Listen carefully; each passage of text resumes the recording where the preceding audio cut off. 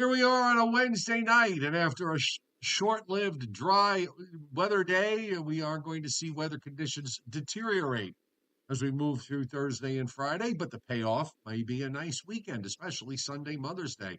The next weather system moving through the Gulf states has the arrow pointed northeast, and we will be pointing out all sorts of things tonight on the Joe and Joe Weather Show podcast, which of course you can support if you'd like by simply doing your Amazon shopping using our referral link, which is pinned to the top of the chat board. It's also on the description to this podcast. It's very simple. Just use the link to get to Amazon, search and shop, and Amazon throws us back a little bit of coin for sending you there.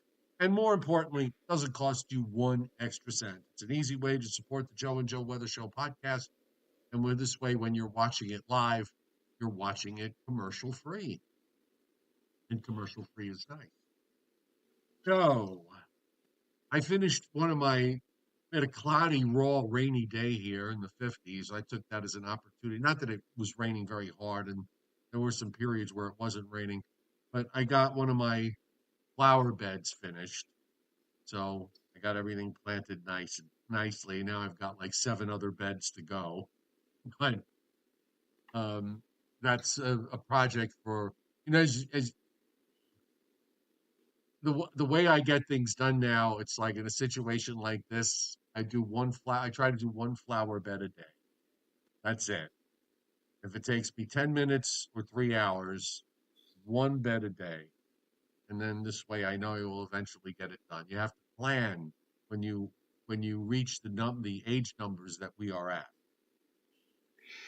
Yeah, well, today, for a short time, it surprisingly got very bright and sunny, and I figured, well, why not? So I rolled out the tractor mower on one of its final assignments before we get our new one next week, and was able to do about 20 or 30 minutes of mulching, at least on one part of the lawn, not all of it. I maybe have gotten like 25% of it. And then, of course, right after I was done, I just see the sky was getting dark. And what would we have? We had a brief, it was, albeit brief, passing shower, which wet the grass just enough to say, okay, that's it for today. And the big argument that I had with the executive producer was she went outside, she was going to do some fertilizing, and she wants the dry grass. And she said, you didn't tell me the grass was wet. And I said, it wasn't wet. And she said, well, it was wet. What happened or whatever? And I'm having this big argument with her saying it was not wet. The grass was not, back and forth, back and forth. Finally, we looked on the radar, and while we were having dinner, apparently this one little cell of precipitation came across the area and, again, maybe dropped less than a tenth, not a tenth, less than 100th of an inch of rain, but just enough to moisten up the grass. Oh, So I said, good. but it wasn't wet when I did the grass earlier. Don't you understand? I even got to the point where I said, all right, hold on, let me get the phone, and I'll call the Daily News tomorrow, front page. Renata, it rained during dinner. Right. It's Or maybe she'll expect you to make the rain fall up well, I already told her. I rather than said, down. I already told her, I said, the fact that it rained, albeit for maybe 5 seconds or 5 minutes or whatever, I said, of course I'm going to be blamed for this. I said, I'm not blaming you for this, back and forth, back and forth. Yeah, Anyway, she's blaming you. Anyway, um, looks like everything seems to be kind of going on course here. The rain, though, for Friday could be on the order of a couple of inches, I think. well, I saw on one of the local stations, they use the graph model, Yeah. GRF, and the graph model is apparently predicting for my area 5+ inches of rain on Wow. Friday. 5, that's right. Wow. Well, Not 4, not 6, or five. 5. Yes. Well, I can show you what the digital forecast from the Weather Service is predicting, and I'll bring that up. So I've got it kind of centered on eastern Pennsylvania to southern New England. And let me just refresh the data just in case needs to be updated. But this is through 8 p.m. Saturday. So of course, by then it's long gone. So this is all the one event. It's got 2.22 inches, Joe, for Putnam County. 2.22. An Two inch and a point half. two. What's that? 2.22. Right. Deuce is wild, in other words. Right, exactly. Or Alexander 2222. Yes. 1.59 for New York City, 2.71 up in northwest Bergen County. A large area of 2.5 inches, just inland of the coast. Everybody gets at least an inch, including South Jersey, which, there's been a long stretch of time here in that part of the state where the rain has been far less. So, the trend for heavier rains further north seems to be continuing, but at least, they'll wind up with about an inch. And the same for southeastern New England. You go further north into upstate New York and into Massachusetts, you got some 2.5, 2 3/4 inch amounts. But it's a pretty wet coverage for the Northeast and Northern Mid Atlantic states. Meanwhile, down by me, as well, just swing down to North Georgia here. Um, Between now and Saturday night, 63 hundredths, with 1.18 inches of rain forecast for Atlanta, 1.31 for Birmingham, 1.15 for Athens. But it's convective, so you never know how that's going to play out. And, possible that it could wind up being more. But nonetheless, good soaking rain. And then after that, once that's done, I think most of Saturday should be okay, and Sundays should be really nice for Mother's Day for you. Okay, well, I think we'll continue to have wet weather right up until almost sunrise on Saturday morning. But after that, we should gradually clear out, get increasing sunshine. Should be a nice afternoon and a lovely day for Mother's Day, and another wonderful day if you happen to have the day off on Monday. And we, after this this bout of wet weather, Joe, I think that's coming up at the Thursday late through Friday. Next chance for any wet weather may not come our way until next week on Wednesday. So we'll get a nice little bit of soaking here. I notice on the plumes, la plumes, Right.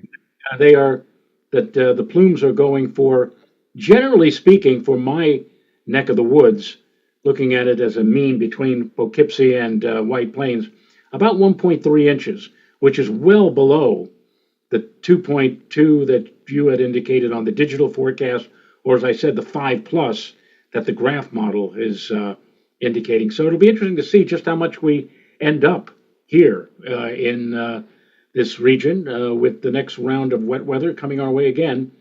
Well, by this time tomorrow, we should already be into it. A few people are saying, "Oh, my mic levels are low." Let me see if I can do something about it because I have everything all the way up, so I don't understand why they're running low. Let's see. Let me just double check. Tom Contino says you've had low volume ever since you got back from vacation. Um, Thank you, and incidentally, thank you, Kenneth, for hitting the tip jar tonight. Yes. Now I think my mic level should be okay. I just hit a button, so they should be better. I don't know why it was running low, but I'm thinking it should be fine now.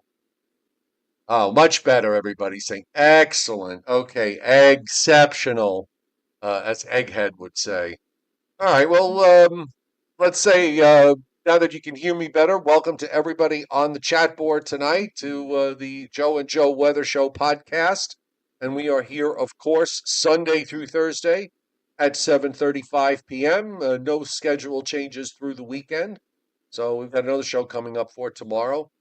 So hope everybody had a nice day. Welcome to everybody watching in the background on the Joe and Joe Weather Show podcast. And if you like the show, hit the like button, subscribe to my YouTube channel so you don't miss us, and make sure you have your notifications turned on. And on that note, Not a lot going on tonight. I mean, there's stuff going on, but as far as anything extreme or requiring watches and warnings, it's pretty quiet. There are some flood watches that are up for southeast Louisiana and the southernmost counties of Mississippi, and that's it. There's some frost advisories up in northern Michigan and for a handful of counties in central Wisconsin. And you've got wind advisories for a handful of counties in northeastern Montana. And that's it. Also, some frost advisories in 6 counties in southern Arizona. That's probably because of that upper low that's out there. But all the winter storm warnings in Colorado are gone. All the flood watches that were up and the flash flood warnings that were up across the south were gone. So at least for now, things are pretty quiet. We've got no weather warnings in the Northeast or in the Mid-Atlantic states. And as we check out the satellite loop tonight, not a whole lot of thunderstorms either. All the lightning strikes are out in the Gulf, and also some thunderstorms in Northeast Florida with some lightning strikes there. But other than that, there's not a whole lot going on. But you can see the rotation that's back through Oklahoma and Kansas, and this is swinging all this energy eastward. And we're going to start to see low pressure and rain getting generated from this system before too long as we move into Thursday. Well, if you're doing anything tomorrow out of doors, I would say you're going to be safe up until about 2 or 3 o'clock tomorrow afternoon. Then the first raindrops will begin falling from the next impending gloom and doom weather maker, as Joe likes to put it, and that'll carry over into tomorrow night and on into Thursday. Joe, I mentioned on Friday. I mentioned for Friday maybe a rumble of thunder. I know we're not even in the general thunderstorm zone according to SPC, but it's a storm that presumably is going to be slowly intensifying as it passes on by, and the benchmark of an intensifying storm always are some thunderstorms. So I said, what the heck? Throw in maybe not necessarily a certified thunderstorm or even a thunder shower, but maybe some rumbles of thunder might be heard for some areas during the day on Friday as the rains come down. Well, SPC on their latest forecast has now pushed the northern edge of general thunderstorms to central New Jersey, and they have a marginal risk from the southern Delmarva and southeast Virginia southward down to northern Florida. So this might be one of those instances where, when we look at this tomorrow, that general thunderstorm line maybe gets pushed a little bit further north. Perhaps, and we have seen that on more than any number of occasions, and a lot of times they do push the area of thunderstorm activity further to the north, and sometimes they enhance the zones of, let's say, they have within a marginal area, they add a slight chance of severe. Well, maybe that'll happen for parts of the mid-Atlantic coast on tomorrow's convective outlook. We'll see. So we've got some rain up in northern Maine and in the St. Lawrence Valley. I could see there's a few showers in the Catskills, and there's some And showers. also down here, as we And mentioned. there's also a couple by you. Let me get close up. Yeah, there's one to your north, a little batch to your northeast, and a little batch to your southeast, and they're kind of fading away. Some stuff along the coast of North and South Carolina. You see the storms moving off North Florida. You're seeing what's left of storms south of the Florida Panhandle now, moving eastward. A little bit of light precip aloft into Alabama, and those echoes are sliding east. Some showery rains running from St. Louis to Kansas City, and a little bit further west than that into Kansas. Also, there's a band up in central Iowa, back into parts of western Nebraska. So still some scattered precipitation going on in Colorado and New Mexico and down into Arizona, while the rest of the West is nice and quiet. The Storm Prediction Center tonight has a marginal risk, Oklahoma to Arkansas, also from southeast Georgia to northeast coastal Florida.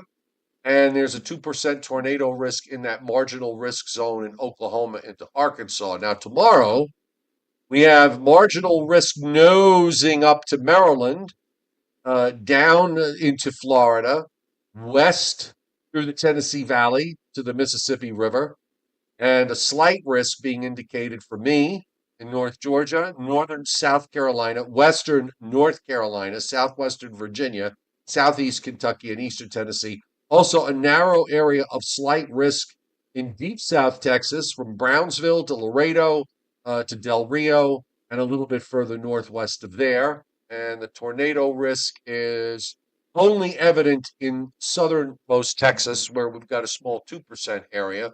And then, of course, we look at day 3, as I said, we showed you earlier, marginal risk from Florida to southern Virginia, and the general thunderstorm line moves up to central New Jersey. Maybe it gets nudged a little bit further north. And as far as rainfall is concerned, uh, pretty sizable over the next 7 days in the southeast. They've got that orange area is 5 to 7 inches over the Florida Panhandle, central and south Georgia, southernmost South Carolina, 2 to 3 inches up into North Carolina, up into North Georgia, inch and a half pushing up through Virginia, and they have a large area, Joe, of an inch and a half. Central New Jersey. I mean, this really matches up with the digital forecast, an inch and a half to 2 inches plus. Central New Jersey, eastern Pennsylvania, right across New York City and Long Island into southern and central New England, and up the entire Hudson Valley into northeastern New York. Well, I would agree that there will be spurts of possible heavy rainfall. If we do see any heavy rainfall, it probably is going to be during the daylight hours on Friday. And on Friday, we could be looking at, in fact, I'm not going to say we could, we probably will be looking at least an inch of rain falling. And I think the heaviest of that will be especially so during the morning to midday hours on Friday. And then slowly but surely, things will improve during the afternoon. Underscore that word slowly. And we still will probably have wet weather into Friday night.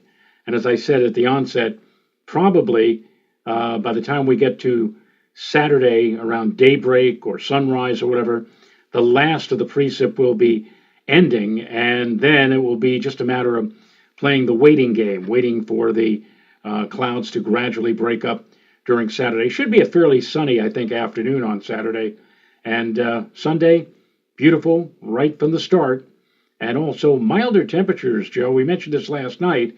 I think temperatures on Saturday will be reaching the low 70s, probably mid 70s on Sunday, and maybe upper 70s to, dare I say, even near 80 Well, you for can the early say it. part of next week. You don't have to dare to say it. Just say it. All right, upper 70s to near 80. There, I said it. There you go. Not much precip in the Great Lakes or in the plains from south to north. A little bit of precip up in the northern Rockies, parts of the coastal Pacific Northwest, but it's on the order of a half to 3/4 of an inch. And that's over the next week. So it's not a whole lot of rain to spread out over 7 days.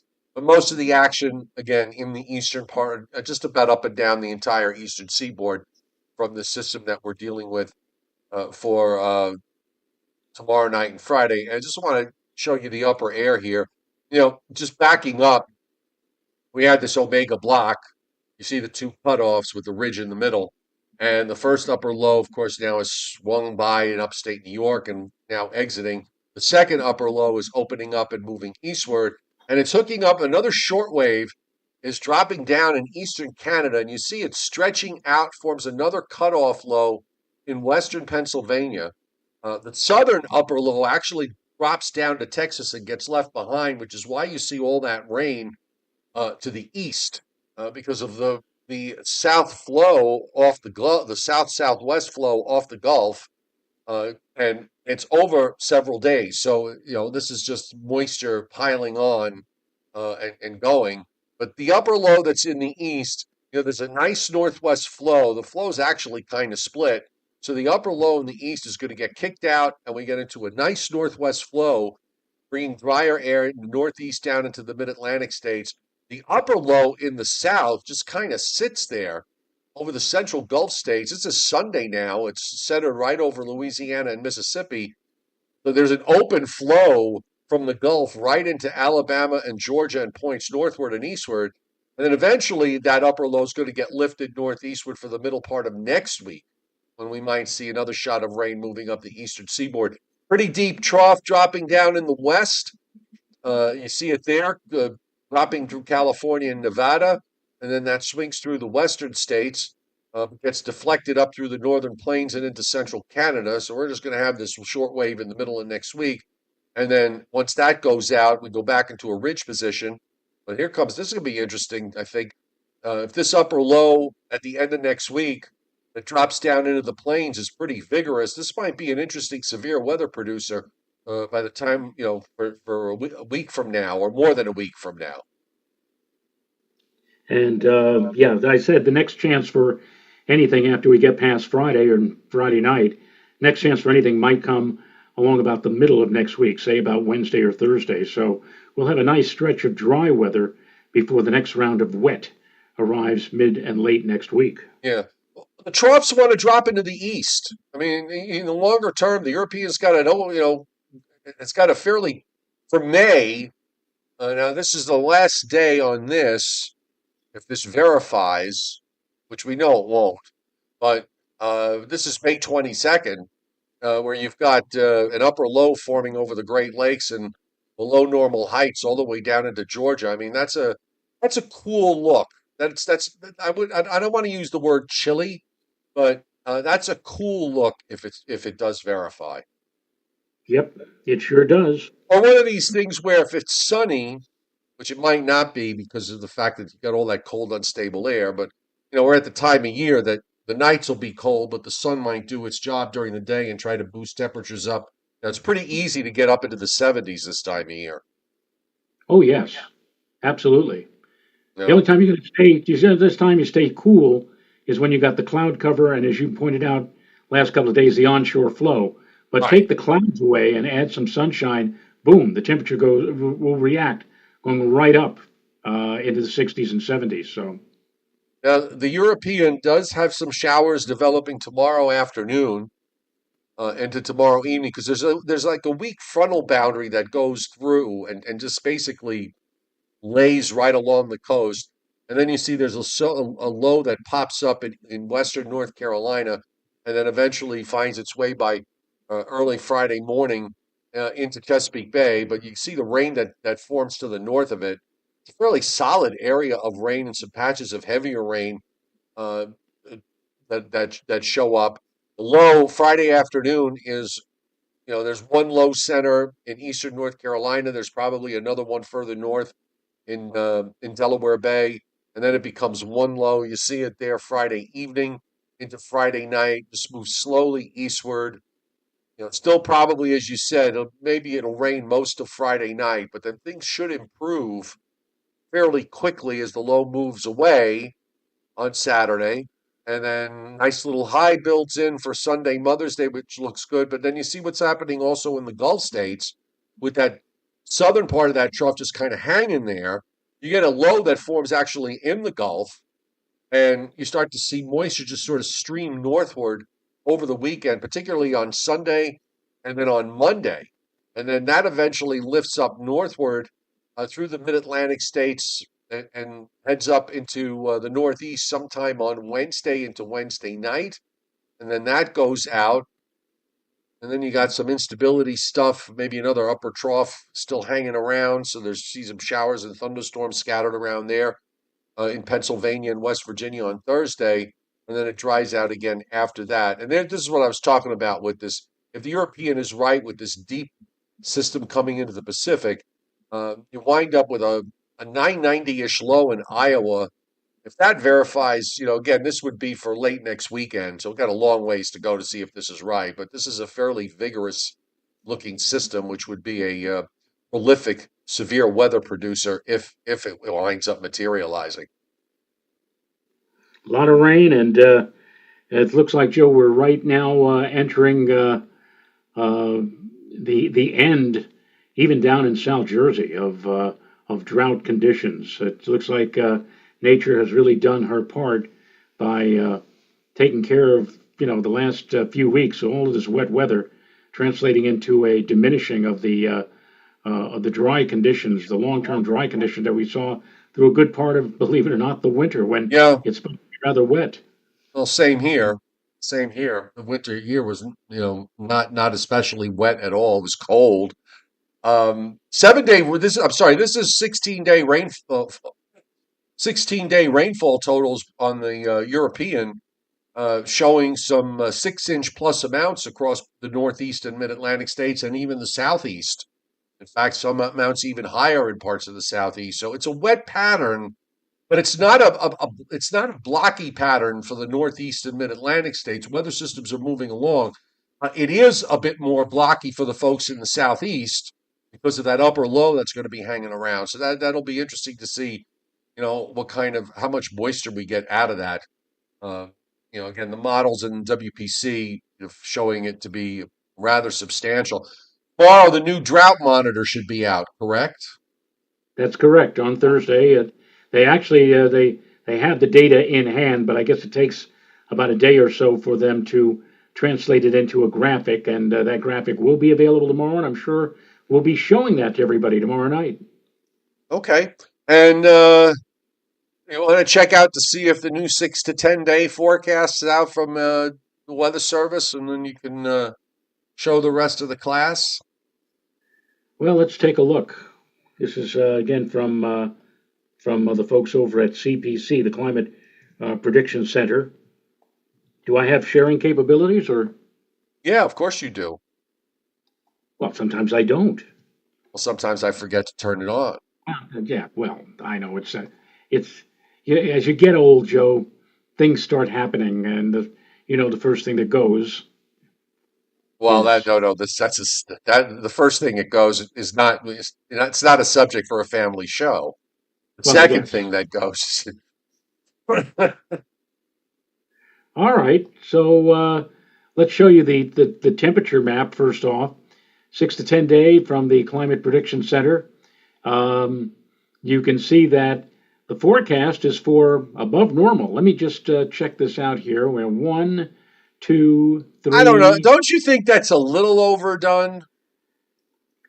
Oh, we talked about this yesterday. Maybe it doesn't necessarily mean that we're going to see temperatures soaring into the 80s or 90s, I but don't think we will. I mean, you might have the odd day here and there if you get enough sun in the setups there because of the fact that it's mid-May. But yeah, I mean, if it's above normal, I don't think it's going to be like crazy above normal. the legend suggests that for the immediate New York metropolitan area, northern Jersey, Long Island, we're looking at in this zone here, and I'll zoom it in for everybody to take a look, likely above normal, but 50 to 60%. I mean, like you're looking here, 60 to 70, 70 to 80, 80 to 90% right here in this zone, extreme western New York and the lower lakes region, including the lower peninsula of Michigan. That's pretty interesting. As far as precipitation is concerned, we look at the precip map, and you can see that, interestingly, they have right here along the immediate mid-Atlantic coast or the outer banks of North Carolina, they have above normal, and this indicates 1, 2, 3, 4. So they're talking about a 60 to 70% chance of above normal precipitation here, and only leaning to above normal up in our neck of the woods here in the New York metropolitan area. That would be 33 to 40%. And north of here, it would just be, I guess, average precipitation expected. This would be for the period from the 13th through the 17th of this month, 13th to 17th of May. If I look further ahead into the 8 to 14 day outlook, they still have above normal in our sector of the country. That would take us out to the 21st of May. And as far as precipitation is concerned, well, now we're in just normal precip. The zone of above normal here along the mid-Atlantic coast is gone. Actually, they're now showing, moving up from the southeast, an area below normal precipitation, but only near normal here in the mid-Atlantic and northeast. And look at this broad area here from the Great Lakes through the northern and central plain states of above normal precipitation. So they are suggesting for the middle to latter part of May that it's going to be perhaps a bit on the wet side for places like the Dakotas, Minnesota, Wisconsin, Illinois, Iowa, Missouri, Kansas. So we'll see if that all pans out. And by the way, a week from tomorrow, Joe, you know what happens a week from tomorrow? A week from tomorrow would make it The 15th of May. the 15th of May. Yes. Well, I know what's going to happen a week from tomorrow. If What? all goes well, my new lawnmower is going to be delivered. All right. Well, okay, obviously that's the most important thing. So what's the second most important thing about a week from tomorrow? We reached the midpoint of the month. I don't know. And when we reach the midpoint of May, it means that the tropical weather outlook will resume. Oh, okay. And I just want to point out that on the map, this covers the tropical weather outlook covers the Caribbean, the tropical Atlantic basin, the Southwest Atlantic, the tropical Atlantic full basin, and it says on the map, Joe, the Gulf of America. Just want to point that out. So anyway, just wanted to put Wait it a put it minute. there. When did that change? Yeah. It's on the map. You know, I know. If I were still in television, I don't know about you. Can't speak for you, but I think for the large number of on-camera meteorologists, when they talk about a potential storm or whatever, they're going to just simply say, "and down in the Gulf," and try Well, to. I've been kind of doing that because you know what? Everybody's so friggin' touchy. So by saying, see now I'm the perfect moderate because everybody hates the moderates. The left hates the moderate, the right hates the moderate. So by being moderate, I'm hated by both sides, and I'm comfortable with that. Okay, so yeah, they're gonna So I've been calling it the Gulf. Thank you, Christina Pedia. She likes me so much. She said I can call it whatever I want to call it. Harold Uh, Olson has a very interesting. Harold Olson has a very interesting question. Can the TV weathermen get in trouble for saying Gulf of America on the air, or can they get in trouble for saying Gulf of Mexico on the air? I you don't know know. what? I I just haven't the been Gulf of Chaffee sounds good to me, J Dog. Um, Gulf of I Chiapi. don't know. I don't watch weathercasts in general, as doesn't 94% of the populace apparently. Since only 6% of the population get their weather from TV newscasts these days. So I don't watch it enough. I actually watched a local weathercast today. Didn't like the suit the guy was wearing. But I haven't heard anybody reference it either as the Gulf of Mexico or the Gulf of America. But I'm gonna pay it. I'm gonna maybe pay a little more attention. Perhaps they're just avoiding it until they get to a point where they may not be able to avoid it. Yeah, I don't know. It's one of those funny things, I guess. I don't know what I would do if I were on Well, right now. like I said, I would just simply say if The there was a Gulf. big, if there was a big tropical system that was moving, uh, into that region, I would just simply say, and take a look at the Gulf. The Right. Gulf has this major stuff, and that's where I would leave it. Right. I mean, Well, I'm not yeah. asking for because And no, I it would be think perfect because then you'd have both sides angry at you. yeah. Well, And Harold Olson, I think if you say Gulf of America or Gulf of Mexico, either way, I don't know if what the situation would be with your supervisor or the executive producer or the news director, but I can tell you that if you use either name, you're going to get a lot of emails and letters from viewers saying, "Well, how come you're calling it the Gulf of America?" or "How come you're calling it the Gulf of?" I just would just Tom, completely Tom avoid. Conti, we're going to get I in would trouble for avoid. this one. Yeah, Tom Contino brings up. Go ahead. I'm sorry, Joe. Go I ahead. would just say I would say simply the Gulf. Right. As far as I'm So concerned, if you the were a Gulf. base, so if you were a baseball announcer, apparently, according to Tom Contino, Keith Hernandez says you can't say drag bunt anymore. Oh, really? I didn't. Well, I guess you'll have to wait for somebody to actually do do a drag bunt and see if that's what they call it. See, to me, this is all just stupid. This is just nonsense. It's nonsense. And I refuse to be. I refuse to be part of it. Okay, I don't want to give into it. It just to me it's ridiculous. It's childish. It's 5-year-old sandbox stuff. It is what it is, and people get worked up over this because it's just a way of trying to have power over somebody else, and I'm not having it. Okay, so I don't. Yeah, never mind. Well, I just went to the thesaurus and I said, okay, so instead of saying a drag bunt, what could you call it? And the definition of drag, as in to pull, maybe we could say a pull bunt or a Oh, haul bunt or a tug bunt or a draw bunt. You know, It reminded me of a Monty Python line, which I can't repeat because that'll get me in big trouble. So we'll leave it there, and we'll go on to Briller Jeopardy, um, and do that. So where are we? Okay, here we go. All right, so everybody, you ready? Average highs in May for the following cities, Joe Rayo. Are you ready? I'm ready. Okay, Dallas. Did we do this last night? You did it last night. We didn't do Dallas last night. Yes, I understand that, but I didn't. Wasn't Dallas No, among? no. Really, Yeah, really. really. All right. Charlotte was. I stand corrected. Dallas, Dallas. Oh, Dallas.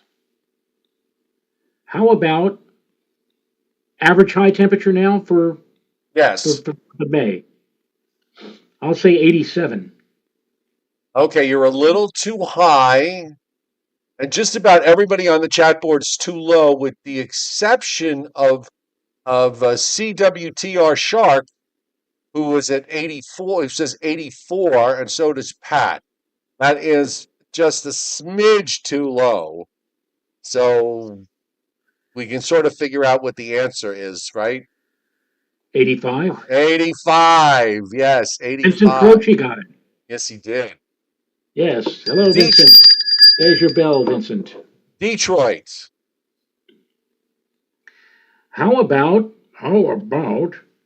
69? 69 for Detroit is, just so close, Joe. Just so close. Mike Waterhouse Bonsai 71 is also just so close. But Christina Petey and Rothmansky nailed it at 70. And there you go. And by the way, Ed Musillo hitting Super Chat tonight. Thank you for hitting the tip jar, Kenneth. And Scott Briller, the chairman, hitting a Super Chat. And he turns 65 on Saturday. Happy birthday to Scott. Where did all the years go, Scott? I'd like to know the answer to that question, too. Hartford. Hartford. Connecticut. 68. 68. A little low. A little low. Rothmansky's at 70. Olson's at 70. Maggie P's too low at 66. Christina Pedia just missing at 71. And Northern Grace, 72, Joe, 72. I would never have suspect. That's for Hartford. That's Now, you all know what? right. Because in New England, when you get into the months of May and June, it warms up faster in New England than it does in other places. So there are there are areas where the highs are actually higher if you go north. The way it works. Minneapolis. Minneapolis. Well, 60, blah, blah, blah, blah, blah, blah. 65. that's a little too low. Vincent Croce's close at 68, but the Bonsai Man 69, along with Rothmansky at 69, and New Orleans. I will say for New Orleans, 80, 87. It's a little too high. Just a little too high. Rich Rothmansky gets it, and so does, well, you get put it up twice. 85. And Vincent Croce too. 85. And tonight's bonus is the Valley of Death. The Valley of Death? Yeah, Death Valley. Oh, Death Valley. Oh, okay. The Valley of Kind of Death. like, kind of like saying the Island of Long. Oh, God. Death Valley. I don't know. 96. It's a little too low. Dennis Cassie, 120 is a little too high. Let's put it that way. Maggie P, Rich Rothmansky at 100, and Mike Waterhouse Bonsai, 100 is the answer. 100. You said 101, and a few of you did. You were close. But 100 is the answer. So there. All right. I'm Dennis, just, Dennis, by the way, on the chat board has 3 smiling emojis to his second guess, which was 111. yeah. Oh, good Lord.